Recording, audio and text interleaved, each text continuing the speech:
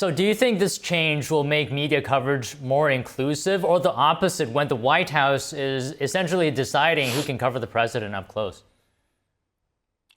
So my hope is the former and not the latter, right? Like, just for example, right? I know Iris Tao covers, the White House for NTD, and I hope Iris gets more of an opportunity to do that.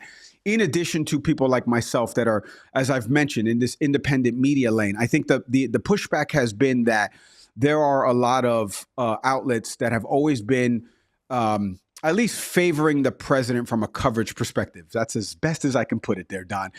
Just like Right Side Broadcasting Network, for example, that recently got, as part of the rotating coverage of people that are part of this press pool, they got access to this. And I think the White House Correspondents Association, I know, has released a bunch of statements recently that they're not going to help, at least with respect to, gaining access and giving coverage. They're going to turn this over and relinquish this. Look, my hope is that, as every other thing that has happened along this administration, is that the administration takes a step back, a 30,000 foot overview of this, and says, look, there is a rise of new independent media. There is people that have millions of followers, hundreds of thousands of subscribers, and people turn to these folks, whether it be podcasts, shows on YouTube, on Rumble, they turn to them for coverage. And the only way they're going to get continued coverage is to get access outside of the traditional 7 of AP and Bloomberg and New York Times and Washington Post that already have this access. And they make it a little bit harder for independent media to gain the coverage and access to be able to cover the president of the United States. So my hope, Don, is that it's the former, that we do get people like myself that get in here and get able to ask the questions that the American people want answers to. But also, I hope that people have the background that I have, Don, which is I went to journalism school. I graduated from journalism school from a top school in this country. And I have had foreign dignitaries, presidential candidates, members of Congress on my show. And I asked them the tough questions and the follow-ups that I think people want that they're currently not getting out of the press pool at times.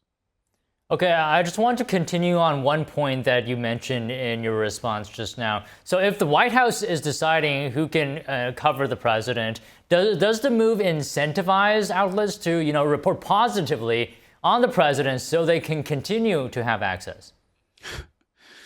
I mean, Don, you're hitting the nail on the head without me saying it out loud. Look, again, my hope is that President Trump, Caroline Leavitt, whoever's in charge from a press secretary perspective, at least from that part of the department, is looking at this independently. The example already has been set. AP News has not called it the Gulf of America in terms of their coverage because the Gulf of Mexico covers Mexico and America and other international countries. So they have left it as the Gulf of Mexico.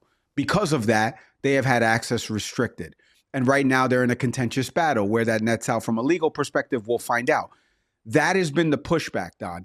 So there's already one example. So they point to this example and say, this will only get worse. There will be more examples of people that don't cover the White House up to the standards that the White House press secretary and President Trump are saying.